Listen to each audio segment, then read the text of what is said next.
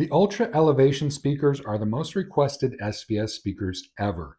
And here are 20 things I think you should know. Before I get going, please subscribe. You know how much that helps. And also, I'm the first SVS affiliate. I appreciate you following my links in the video description below. It makes a huge difference. These are the things I think you should know about the SVS Ultra Elevations and differences and things that I think might be helpful. Number 20, the speaker cable terminals are flipped. And as a result, depending on how you have it mounted, some banana plugs might be a little too long, but I use bare wire on wall-mounted speakers anyway because I'm not putting them up and taking them down and things like that. So using bare wire for me is just fine. But if you're going to use a banana plug, I would make sure that it's a shorter one, or maybe it's a 90-degree angle to fit. It just depends on what your own situation is, but that's just something to keep in mind. Number 19, and they're bigger than I expected, so you need to account for that. But they are definitely more impressive. They have more wow factors. Having a more substantial speaker hanging on the wall, especially if you have Ultras or the Evolution series speakers, it just fits the theme a little bit better, and I think they did a great job in terms of that. Number 18, it's the same mounting bracket as the Prime Elevations. All you have to do is put on the rear plate. But just keep in mind you might have to move the bracket on the wall to allow for the larger cabinet. I would just use the template to make sure it's in the right spot. Number 17, these are heavier, so direct mount on existing Prime brackets will work. Just make sure it's properly anchored. I did a shortcut on one of my mounts. I had 3 screws into a stud, and one of them, I just put the screw in the drywall. No, not with these. With these, I made sure that drywall screw was anchored instead. I put the anchor insert in there because these are just a little too heavy to mess around with. So just keep sure that your mounts are very secure. Number 16, I have a better driver. It's bigger, and and there is a difference in the offset on the rear port. So the rear port, it's offset, and it's also flipped, like the speaker terminals being flipped. So is the port. So everything's kind of upside down compared to the original Primes. Number 15, the magnetic grills. These are awesome. I really like having them because I'm not worried about scratching the front of the cabinet when I go to put the grill on, like I am with the Prime series. Magnetic grills are awesome. Number 14, the same finishes as the Prime, gorgeous black piano, the white, and the black oak. Now, I always say I personally prefer the black oak. It's easier to keep clean, and it doesn't show fingerprints, things like that. But the piano gloss is undeniably beautiful. It's just a really good quality finish. So that's the physical stuff. Now, how about the sound? Give you some idea of what I'm working with. Setup is a 4.2 and no room correction before break-in. I didn't want room correction to interfere with the differences because I already had SVS speakers in here. I wanted to be able to tell the difference between the Prime and the Ultra Elevations, and I just feel like just not messing with room correction right away, as long as the speakers are in the same spot, it's going to give me a good enough analog to be able to tell you the difference in what I'm hearing. The center channel is deleted, all the heights are deleted, it's just 2 front and 2 surround, and that's it. And I've been listening to familiar music. I've used the Prime Elevations for every channel previously, so even the center channel, the fronts, surrounds, heights, I've used a complete Prime Elevation setup. And so when I'm telling you these differences, it's not a guess. And there's a few things that really jumped out at me. The driver is a touch punchier, which I think is to be expected with the stiffer cone and it being a larger cone, a larger cabinet. That all makes sense to me. Number 12, you still want dual matching subwoofers. These are supporting speakers, just like most speakers. Even your big tower speakers, in my opinion, are supporting speakers. You still want dual matching deep bass subwoofers.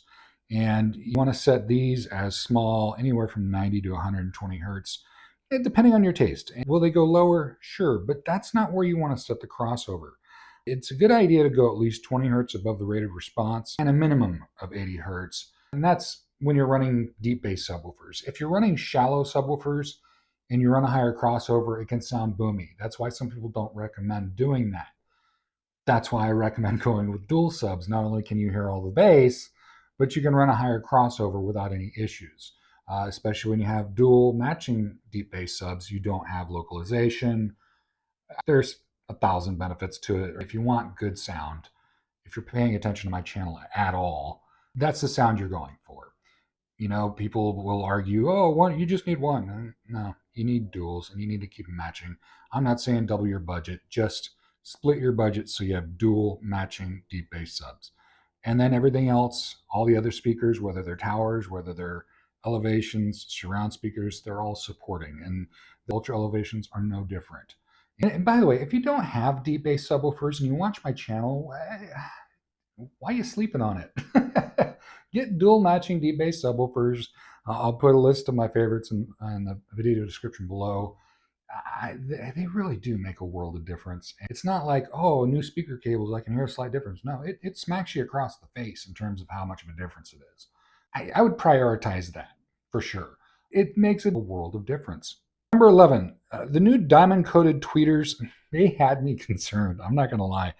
I've been apprehensive about speakers rated beyond 30,000 hertz.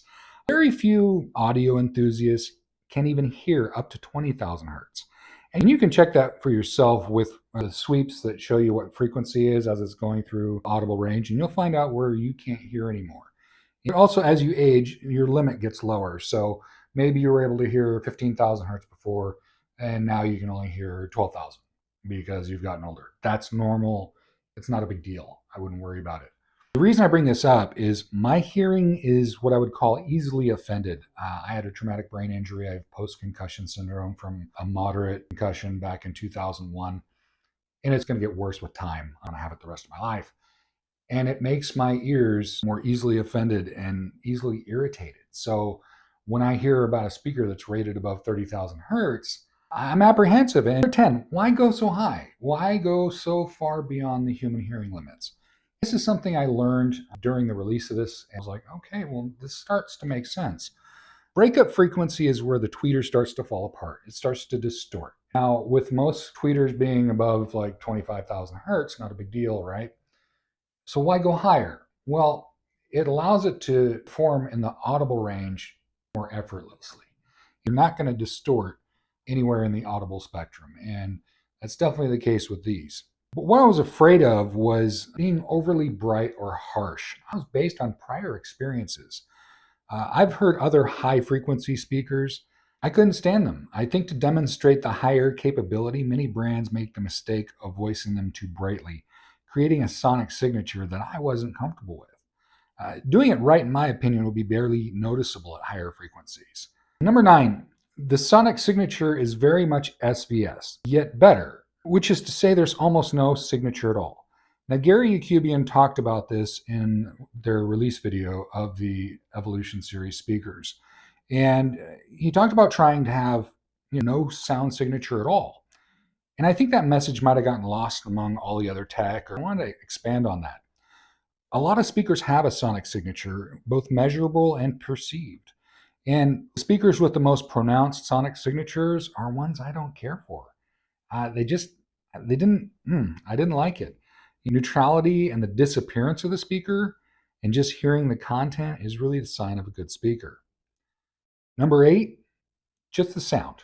Okay, the box doesn't make itself known. The tweeter, the driver, the voicing, nothing draws attention to itself. Your focus is on the music. It does it well, and it does it so well that you don't notice it. And I think that's a sign of a great speaker. And again, these are just the elevations. I can't wait to hear the other Evolution line speakers because they sound anything like this. It's impressive. Number 7, you get the same neutral SVS voicing, so they blend well with the previous Ultra and Prime series speakers. So when I'm listening to really get an idea for this video and get a feel for what these speakers are all about, I'm running them in the 4.2 setup. But then when I'm just not listening critically, just want to watch TV or a movie or something, I'll turn the center channel and the Prime elevations lights. I turn those back on and everything blends really well. So it's not like you can't upgrade in bits and pieces. You can, and it sounds good, and I can attest to that. It does sound good. Number 6, the sound is just delightful, okay? It's refined without needing to shout, hey, I'm different, like some speakers do. And you probably know what I'm talking about. You go into these stores and they have speakers that are 10 feet tall, and they have this sound, and it's not a sound I appreciated. The knowledge and frankly the BS filtration that went into these is outstanding. So they embraced the right tech, not trendy tech.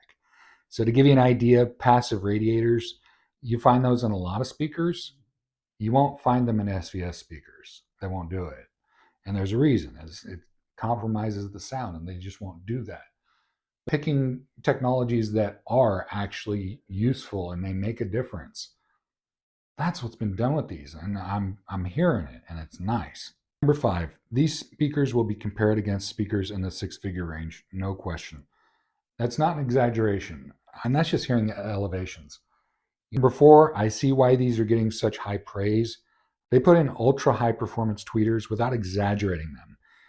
I can and I have been listening to these all day, every moment I get. They're comfortable, neutral, and accurate. I mean, honestly, what else can you really ask for?